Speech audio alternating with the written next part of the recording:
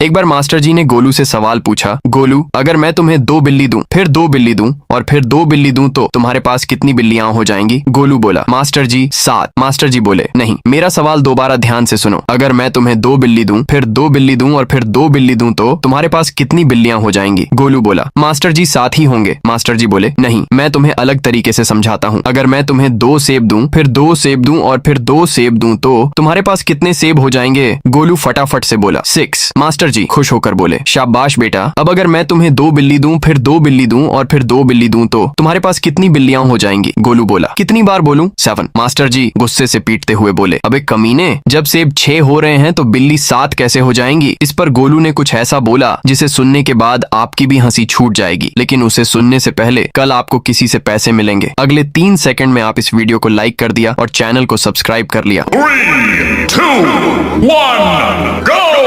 तो अब ध्यान से सुनो, गोलू रोते हुए बोला, क्योंकि मेरे घर पर एक बिल्ली पहले से ही है। समझ रहे हो?